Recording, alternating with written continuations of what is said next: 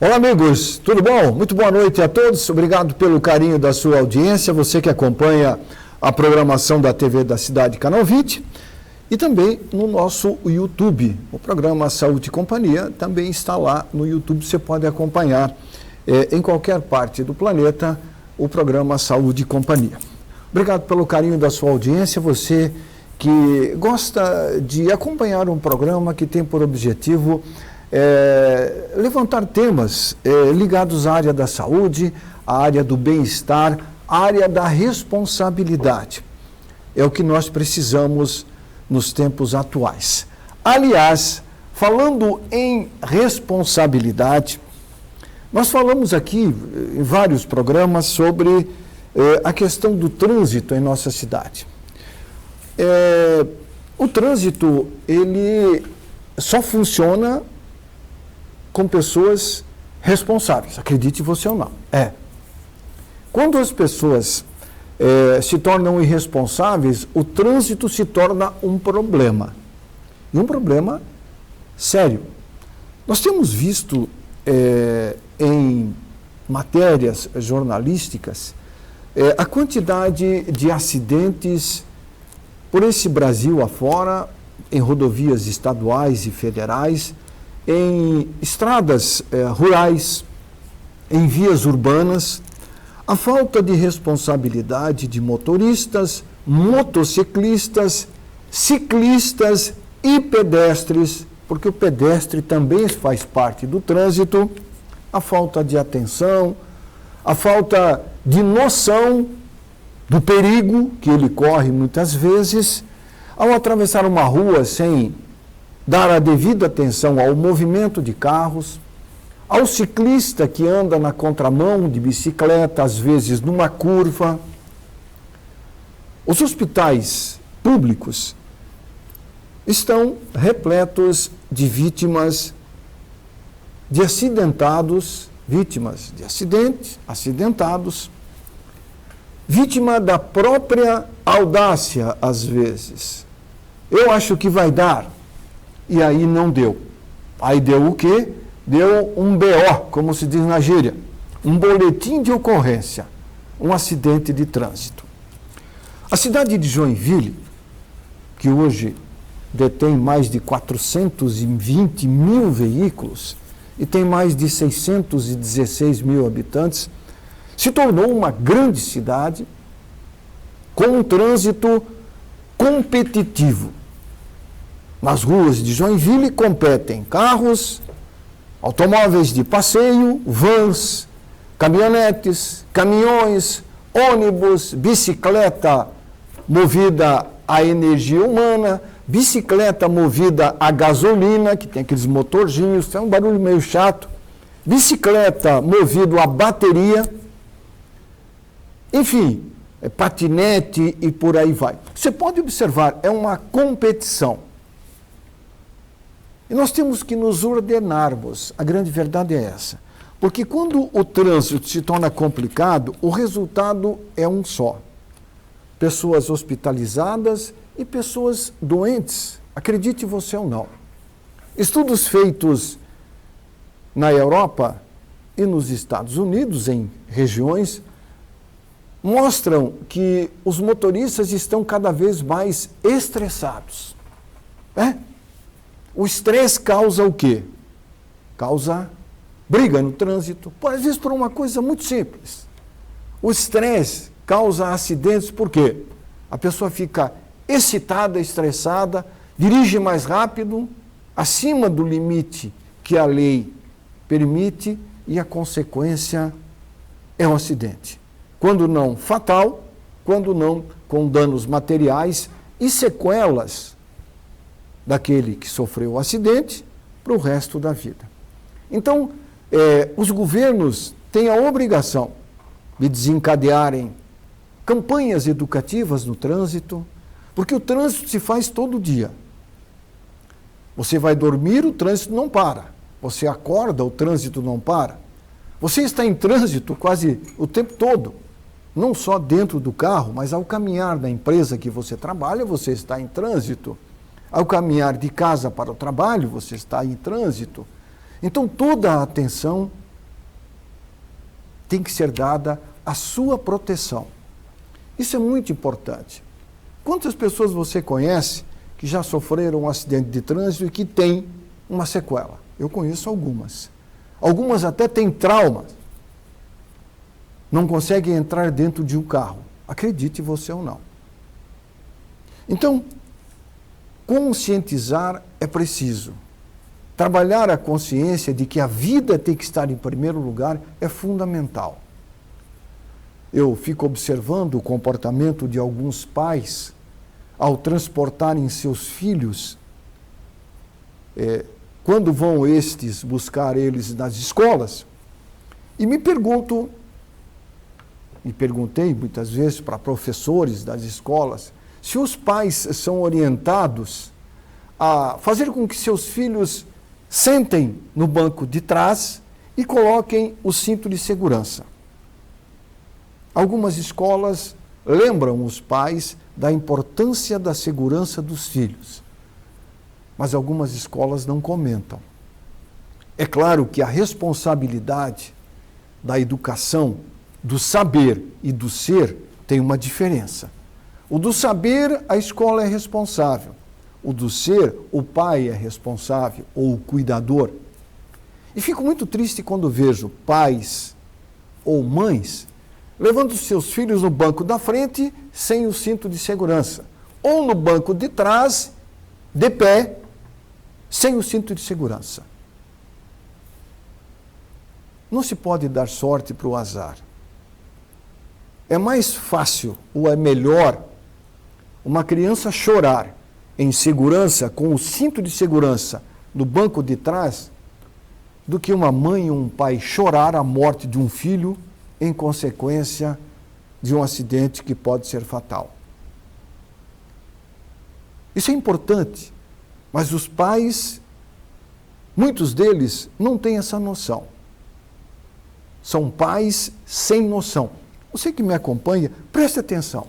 Quantas crianças são transportadas sem o devido cuidado por parte daquele que cuida, o que deveria cuidar, que é o pai ou a mãe. São poucos que respeitam a vida dos filhos, achando que nunca vai acontecer nada. Aí é que eles se enganam. O acontecer não vai ser avisado. Você vai passar naquela rua lá e lá vai acontecer um acidente, então não passe por lá. Não. O acidente muitas vezes não avisa que vai acontecer. Ele acontece sem menos você esperar, porque alguém cometeu um deslize.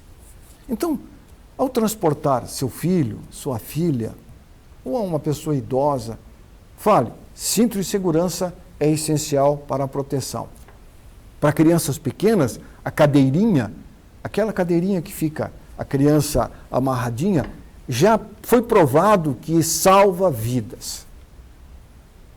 Então, é fundamental se ter essa consciência, porque praticar a prevenção também é praticar a saúde. Quando nós falamos de saúde, nós falamos de leitos hospitalares. Nós falamos de hospitais, até porque a saúde, ela se baseia em 3 fatores: o atendimento primário, o atendimento secundário e o atendimento terciário. O primário é aquele quando você vai a uma consulta médica conversar com o médico. Você chega lá, o médico conversa com você, pergunta o que você tem, vai conversar com você e vai, se ele achar que o seu problema não é grave, não é nada de excepcional, ele vai receitar um remedinho, você vai para casa, toma o remedinho, se não melhorar, você volta.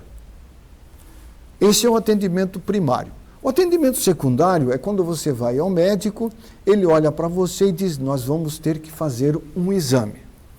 Não importa qual seja, uma endoscopia, uma colonoscopia, um raio-x, um ultrassom. Esse é um atendimento já secundário, que já partiu para um exame. O tratamento terciário é aquele em que você é internado num hospital para um procedimento cirúrgico de pequeno, médio ou grande porte. E muitas vezes até para um exame também, existem determinados exames em que se exige a internação em um hospital. Bem, até aí é o começo de um processo chamado leito hospitalar. Mas o que tem a ver com isso? Atendimento primário, secundário e terciário. Tem muito a ver. Por quê? Em Joinville nós temos hospitais. Nós temos hospitais públicos, hospitais privados e um hospital misto. O hospital misto é um hospital que atende pelo SUS e atende planos de saúde. Nós temos hospitais públicos, o Hospital São José, todo mundo conhece, o Hospital Regional Hans-Dieter Schmidt, que todos conhecem, que é o hospital regional, e nós temos o Hospital Géser Amarante Faria, que é o hospital estadual, gerido por uma OS, contratada pelo Estado, que atende crianças e adolescentes. Nós temos hospitais privados, que é o Hospital da Unimed, o Hospital da Rep Vida e o Hospital Dona Helena. E o Bethesda, que atende público SUS e atende também planos de saúde. Joinville tem 616 mil habitantes. Joinville hoje não tem 2.000 leitos de hospitais. Nós temos pela rede pública o Hospital São José, o Hospital Regional. Nós temos a Maternidade Darcy Vargas também, que atende gestantes, que eu esqueci de falar na relação de hospitais. Mas nós temos uma deficiência de leito hospitalar em nossa cidade. E essa deficiência não é pouca, é uma deficiência considerável. Segundo apregoa a Organização Mundial da Saúde, para cada 1.000 habitantes tem que se ter de 3 a 5 leitos de hospitais. Vamos fazer uma média de 5. Vamos fazer uma média de 600 mil habitantes em Joinville. Nós teríamos que ter 3.000 leitos hospitalares à disposição da comunidade. E nós não temos 3.000 leitos. Infelizmente, nós temos uma carência de leitos hospitalares, o que é lamentável. Primeiro, porque Joinville é a 3ª maior cidade do sul do Brasil. Nós estamos atrás de Porto Alegre e Curitiba. Nós somos o 3º ou o 2º maior polo arrecadador de impostos federais e nós somos o maior arrecadador de impostos, ou nós produzimos impostos, o primeiro em Santa Catarina. Nós temos muitos problemas no Hospital Regional Hans-Dieter Schmidt. A cada ano que passa, se gastam milhares de reais em reformas naquela casa de saúde. Se você for lá hoje, o hospital está lotado. Nós temos o Hospital São José. A cada ano se gastam milhares de reais com reformas. Se você for lá hoje, o hospital está lotado, que são os 2 maiores hospitais públicos aqui da região. Você não ouve e não vê a classe política da nossa cidade, da nossa região, discutir um projeto da construção de mais um hospital para Joinville. Nós precisamos, nós necessitamos. A classe médica de Joinville, a classe empresarial, a classe política, tem que olhar para a saúde com um olhar diferenciado. Não adianta se enterrar 5, 6 milhões em reforma de hospitais se não há a ampliação, se não há a criação de novos leitos hospitalares. Nós tivemos problemas durante a pandemia do Covid com a falta de leitos. Vocês lembram que pacientes daqui iam para Mafra, iam para Ibirama, iam para Indaial, iam não sei para onde, por falta de leitos na maior cidade do estado. A pandemia passou e nós não estamos longe de uma outra pandemia. E aí o que vai acontecer? Caos na saúde novamente.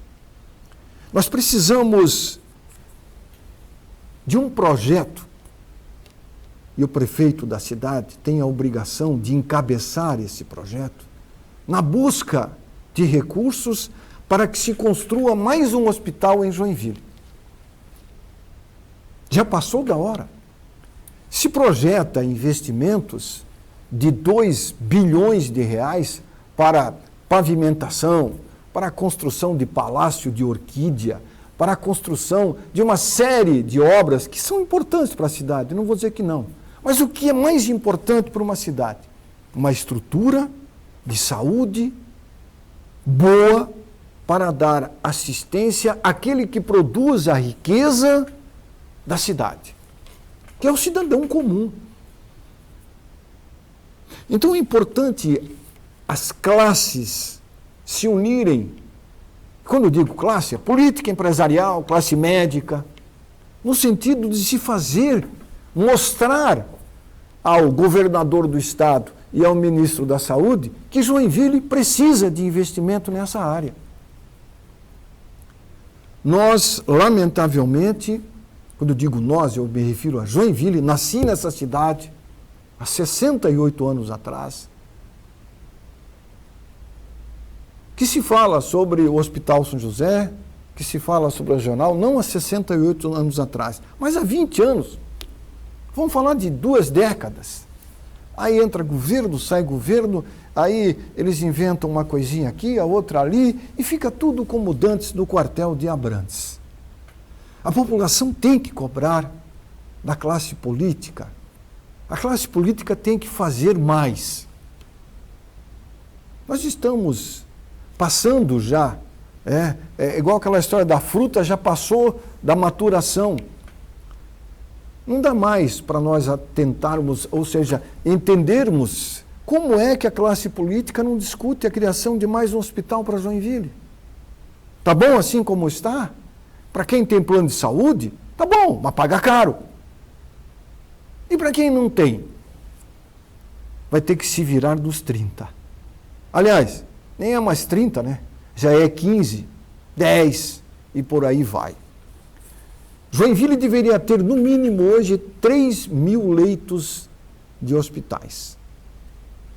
Não chega a 2.000. Se somar todos, chega perto de 2.000 leitos. Tem uma carência de 1.000 leitos. E a cidade não para de crescer. Divulga-se Joinville é a melhor cidade do mundo, cidade que ganha prêmios, que aqui tudo funciona, que é uma beleza. Será que é assim como pintam o quadro? Joinville, a melhor cidade do Brasil? Acredita quem quer. Nós temos um intervalinho comercial, lembrando do Clube Social Saúde. Se você não conhece o Clube Social Saúde, acesse. Faça parte deste clube, um clube de vantagens. Você paga um valor mensal muito acessível para usufruir das melhores tabelas de valores em consultas, procedimentos e muito mais em toda uma rede credenciada, que hoje conta com mais de 70 empresas. Lembrando, sempre as melhores. Clube Social Saúde. Eu indico. Em nome também do Laboratório Jimenez, análises clínicas acima de tudo, da Clínica São Marcos Pneumonologia. Se você ronca, tem apneia, sabia que isso tem tratamento e cura? A Clínica São Marcos é a única clínica especializada em distúrbios do sono aqui no norte de Santa Catarina, com profissionais da mais alta competência para dar a você noites de sono tranquilas. São Marcos Pneumonologia. Em nome também da Oceano Surfwear. Destrua as ondas, não as praias. Nós temos um intervalinho rápido, vamos falar depois sobre hepatite. Vamos falar também sobre dengue. Tem muito caso de dengue em Joinville. Intervalo rápido, Saúde e Companhia já volta. Muito bem, estamos de volta com o programa Saúde e Companhia. Hoje um programa solo. Programa solo, mas é legal. Estamos aqui conversando com você, falando de temas que eu tenho certeza interessam a você e que chamam sua atenção. A Prefeitura, através da Secretaria da Saúde, vai fazer uma campanha de conscientização sobre a hepatite. Essa doença é uma doença que todo dia ela está contaminando alguém, o vírus contamina alguém. A hepatite A, a hepatite B, a hepatite C. É uma doença transmissível e que tem vacina contra a hepatite. Você pode, inclusive, se informar na rede pública de saúde sobre a vacina contra a hepatite. Muitos dizem, a hepatite transmite pelo beijo? Pode, porque é um vírus, a pessoa tem hepatite, não sabe, vai beijar alguém, transmite pela saliva. Quais são os sintomas clássicos da hepatite? Febre, dor abdominal, dor no abdômen, febre, cansaço, pele e olho amarelado, o famoso amarelão. Se você tem esses sintomas, procure um postinho de saúde para você ser devidamente orientado. Até porque a hepatite aqui em Joinville é uma doença muito diagnosticada. Os médicos, inclusive, fazem diagnósticos todos os dias. E a hepatite pode levar a óbito se não bem tratada. Então, conscientizar faz a diferença. E um detalhe, a higiene das mãos é fundamental. Muitas pessoas ainda relutam, esquecem, de que quando saem do banheiro, vai fazer xixi, vai fazer cocô, não lava as mãos. É uma coisa inadmissível isso. A higiene das mãos é fundamental, não só para evitar doenças como a hepatite, mas como o Covid, a gripe e outras doenças que são transmissíveis através das mãos.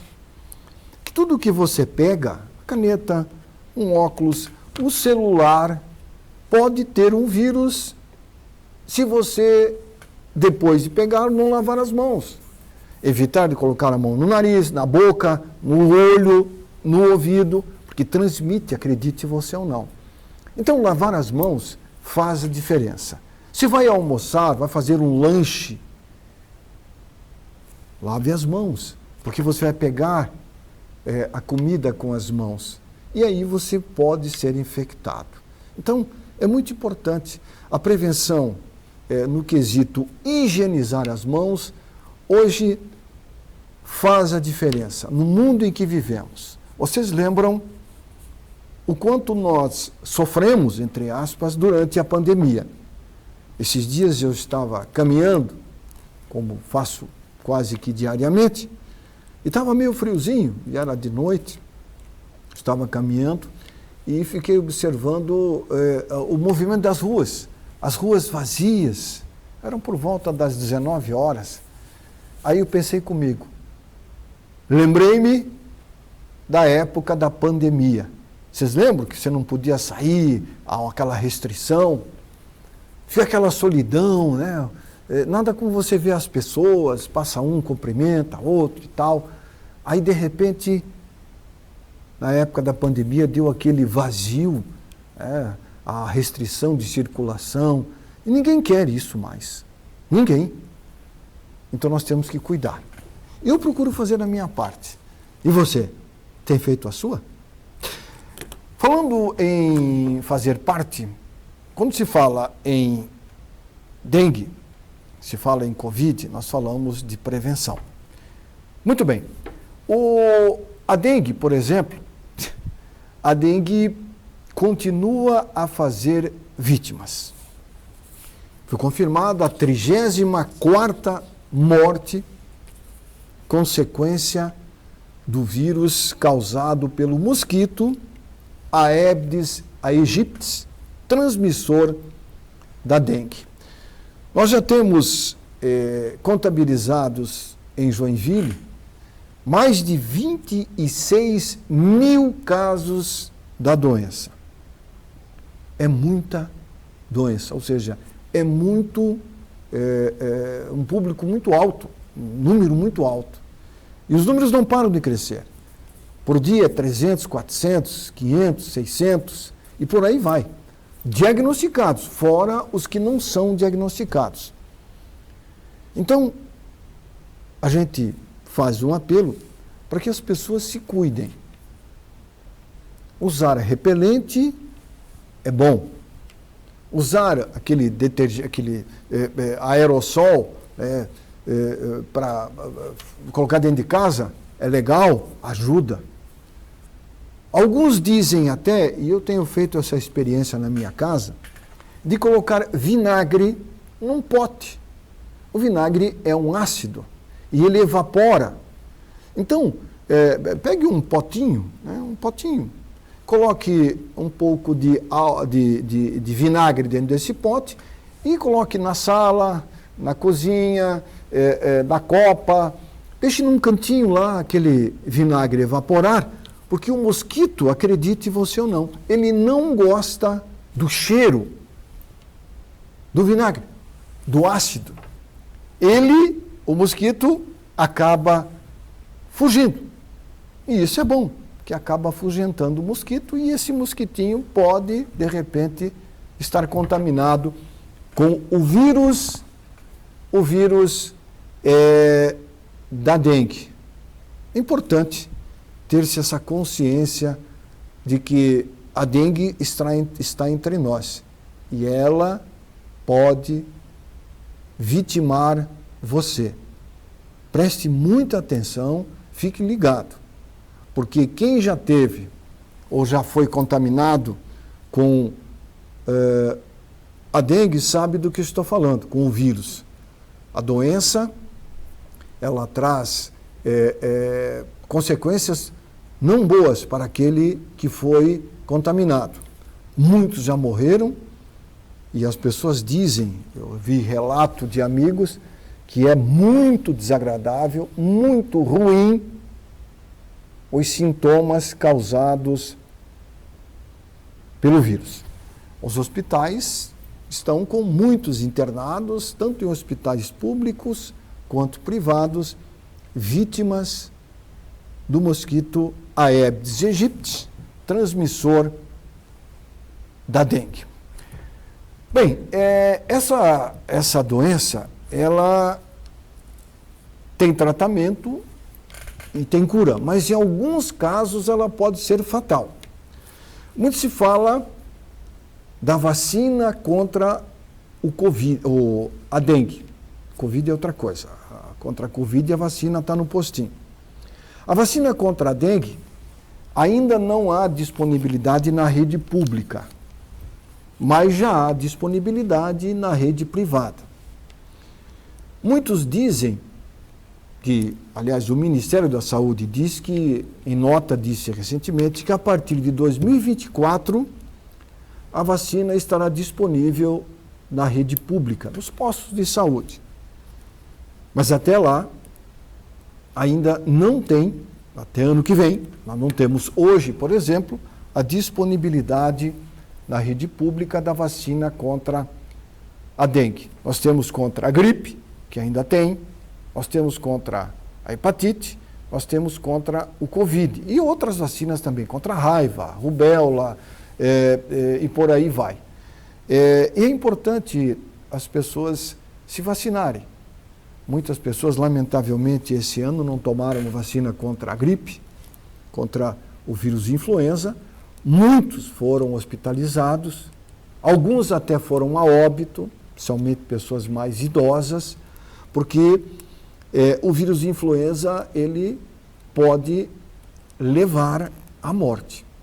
principalmente pessoas idosas que já têm, né, que são idosos que têm uma determinada doença e contraem o vírus, podem ser internados e essa internação pode levar à morte.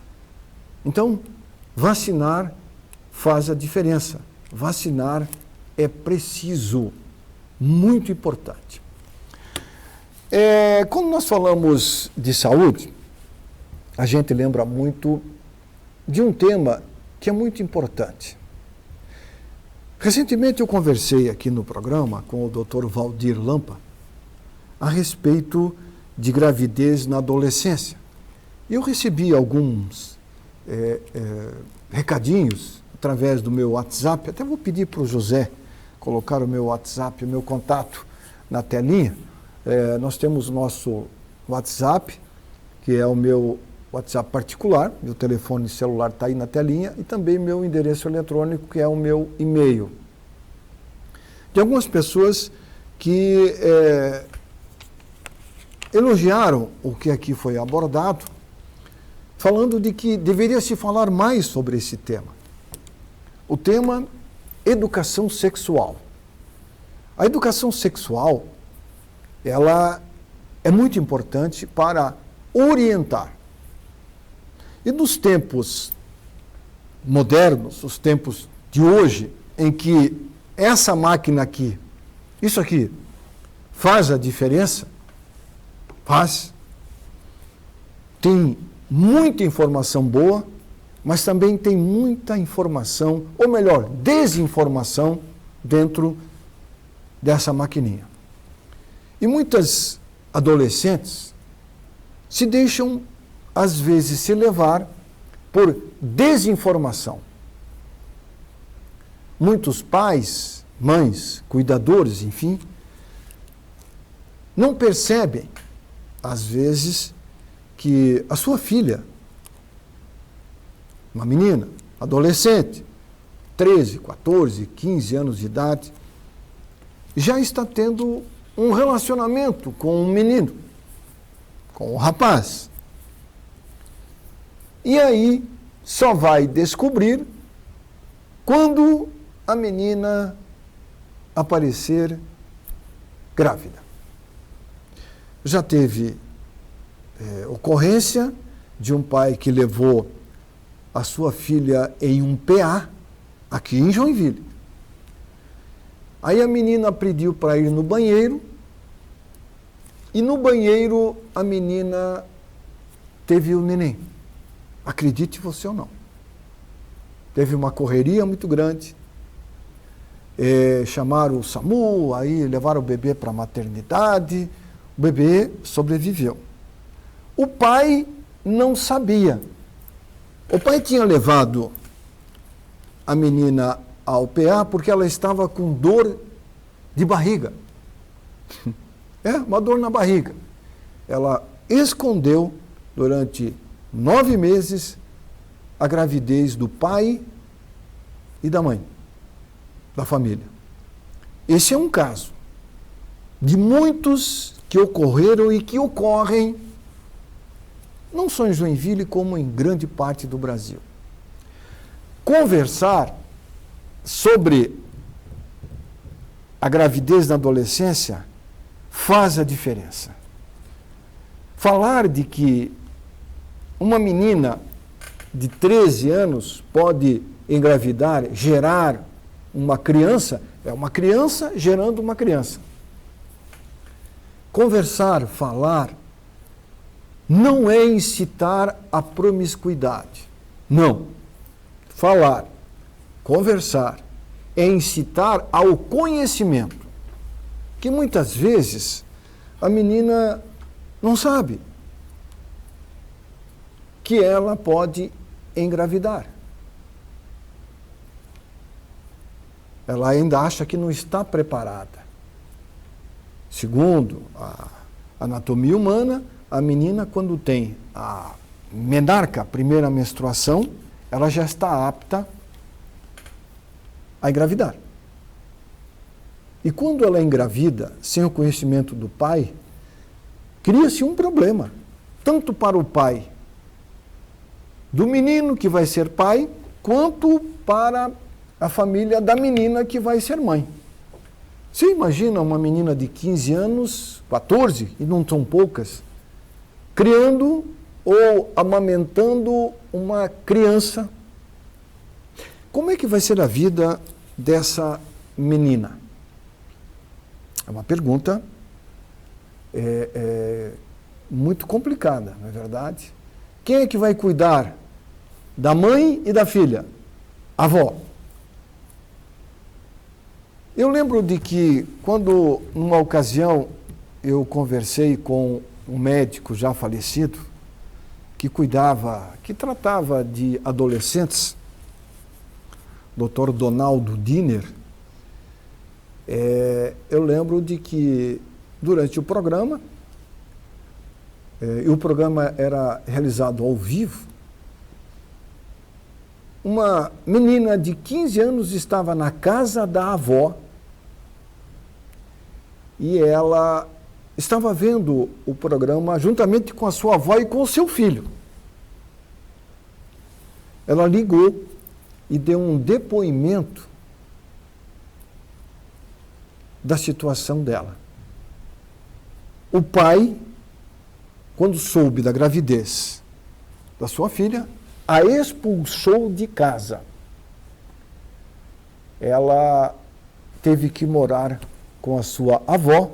A avó acabou recebendo ela na sua casa com o seu filho e ela estava morando com a vovó. O pai não aceitava essa gravidez, o pai da menina. E ela deu um depoimento que até hoje eu lembro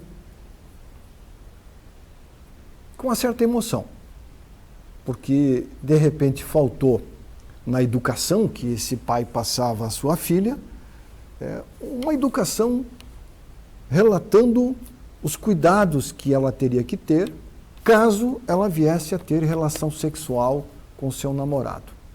O que muitos pais não fazem hoje em dia. Alguns dizem falta de tempo.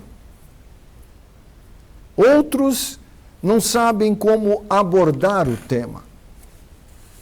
Mas é importante o pai, quando tem dúvida a respeito da educação sexual, ele procurar, de repente, conversar com uma pessoa que possa dar a ele subsídios para que ele possa sentar com a filha e com o filho menor de 15, 14 anos de idade, para falar sobre isso.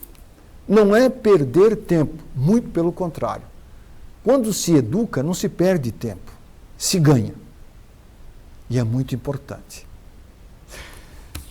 Nós temos um intervalinho comercial, lembrando sempre do Clube Social Saúde. Clube Social Saúde funciona como uma associação das melhores marcas no que diz respeito à saúde e bem-estar. Clube Social Saúde, eu indico. Em nome também do Laboratório Jimenez, quando se fala em análises clínicas, Laboratório Jimenez, sempre um perto de você. Em nome também da Clínica São Marcos, Pneumonologia, ronco, apneia tem cura. Seu bem-estar é a nossa preocupação. São Marcos Pneumonologia, telefone 3422-2045. Também em nome da Oceano, destrua as ondas, não as praias. Oceano Surf Wear. Intervalinho rápido, nós voltamos em instantes. Muito bem, estamos de volta com o programa Saúde e Companhia, falando das coisas da cidade, de prevenção, falando daquilo que é do nosso dia a dia. Você gosta de passear com o seu cãozinho de estimação? Como é legal, né? Eu procuro fazer sempre uma caminhada. Eu tenho o meu amigo de caminhada e aconselho, levar um cãozinho para passear é muito legal. Olha só, passear com o pet é bom demais. O animal, desde que esteja devidamente bem orientado, né, com uma coleira legal, sempre no lado do dono. E tem um detalhe que as pessoas têm que se aperceber, Quando você sai para caminhar com um animal de estimação, você tem que ser o líder da matilha. Ou seja, você tem que comandar o cachorro, não o cachorro comandar você. Esse é um erro que muitas pessoas cometem. Vai caminhar, ele solta a corda, o cachorro vai lá na frente. Não, está errado. Não pode ser assim. O cachorro tem que ficar do lado do dono dele. Quem tem que estar comandando o passeio é o dono do cachorro, é o homem ou a mulher, não o cachorro. Que essa coisa de soltar o cachorro na frente não é legal. Está errado. Eu tenho conversado com adestradores e eu tenho perguntado se é correto. Não. Você tem que comandar ele, não ele comandar você. Porque é próprio do animal ele ser o líder, ele quer ser o líder. Não, você tem que liderar, não ele.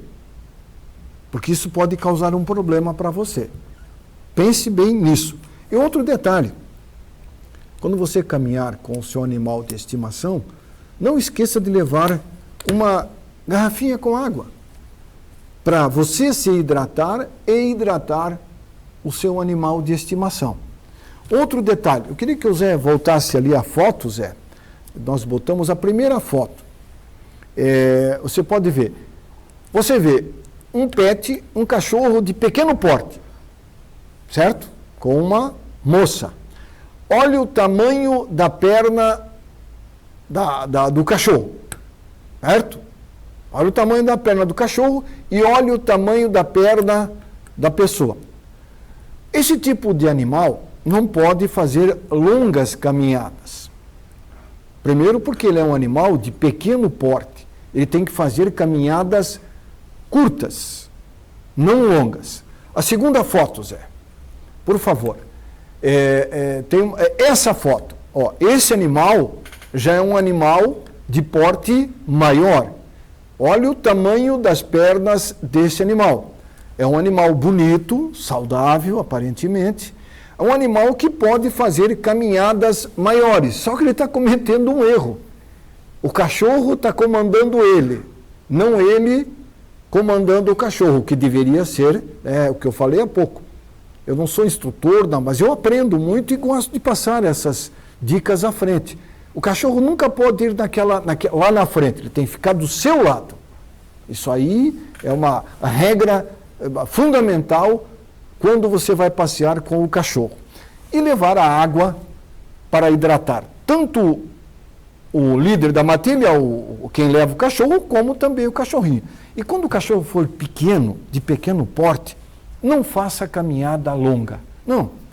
O animal, com certeza, vai sofrer. Ele pode ter uma fratura na perna, ele pode ter um desgaste da articulação que vai ter, ou até um infarto. Porque ele vai caminhar muito, vai se cansar, ele quer andar, mas ele não, ele quer correr, mas ele tem que ter uma limitação.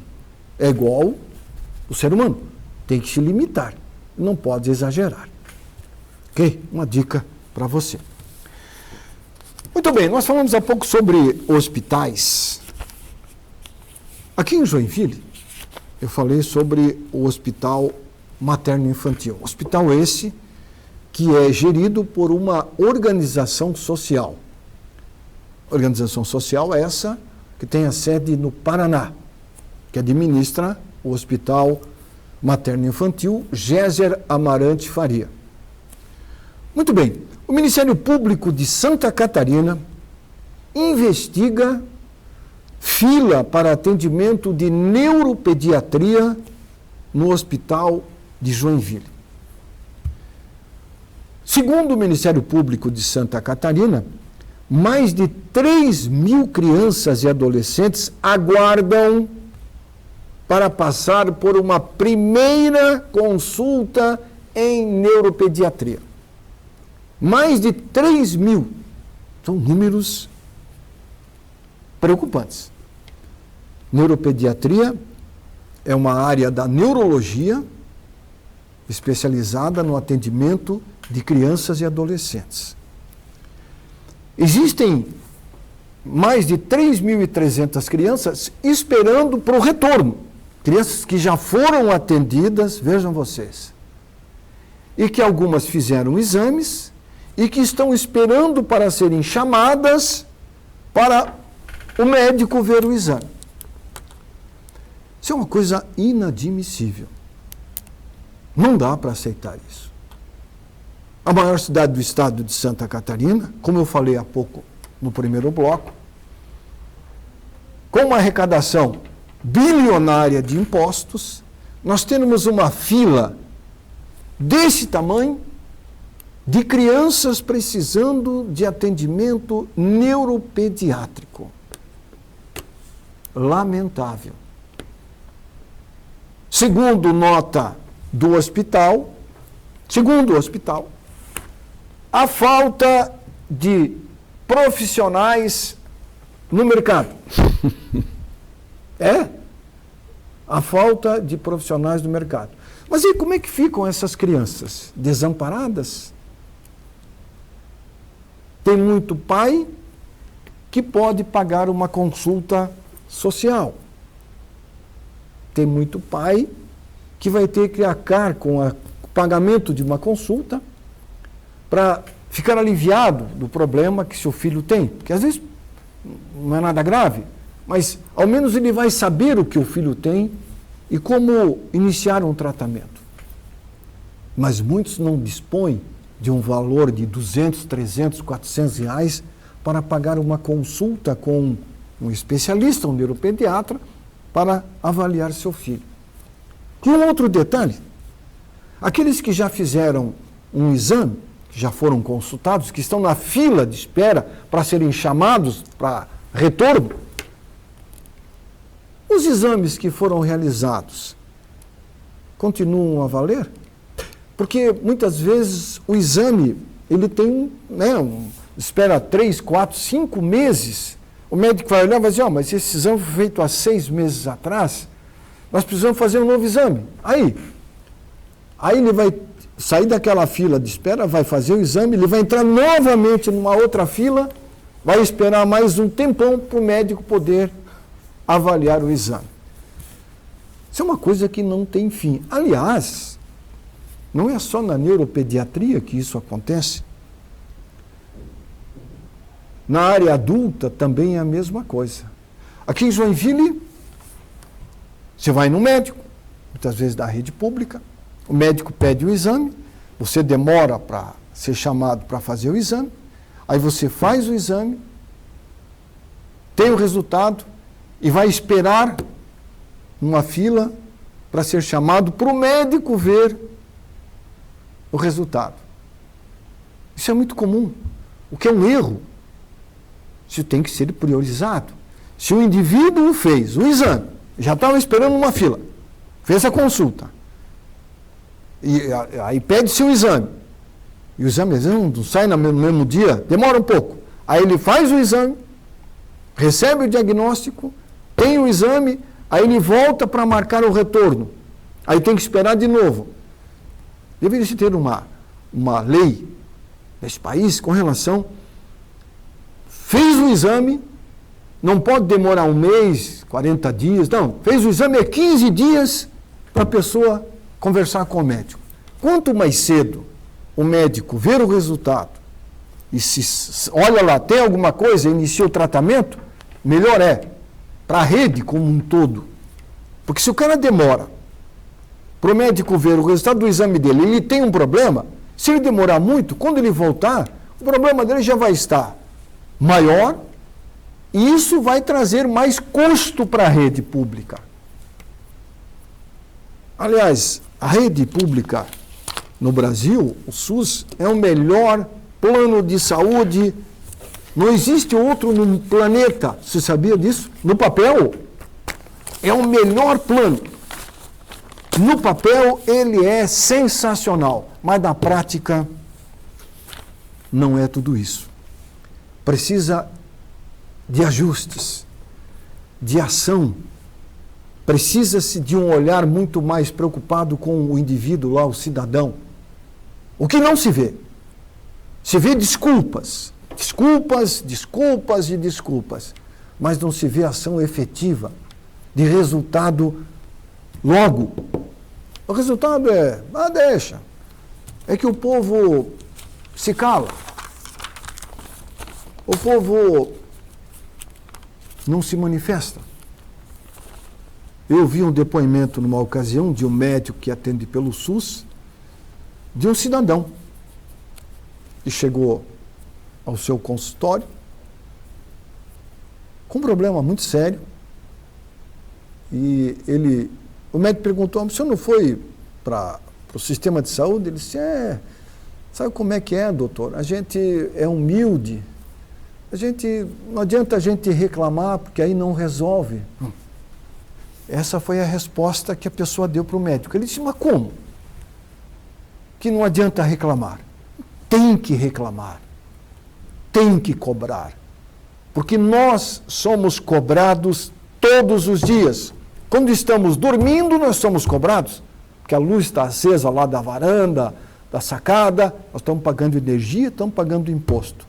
Saiu de casa, acordou, vai tomar café, nós estamos pagando imposto no pão, no leite. Nós estamos pagando. Tudo nós pagamos. Nós vamos nos calar quando nós não temos o devido retorno daquilo que nos é de direito, que está na Constituição. Cobrar é preciso, exigir é preciso. Eu faço a minha parte. E você? Faça a sua parte. Porque se todos nós nos unirmos e cobrarmos os nossos direitos, notadamente na área da saúde, nós teremos melhorias. Se nós nos calarmos, vai ficar tudo como dantes no quartel de Abrantes. Vou ficando por aqui, nós voltamos semana que vem. Obrigado pela sua audiência, um grande abraço. Se cuide, procure fazer a coisa certa, porque o certo é fazer o certo. Até semana que vem. Tchau.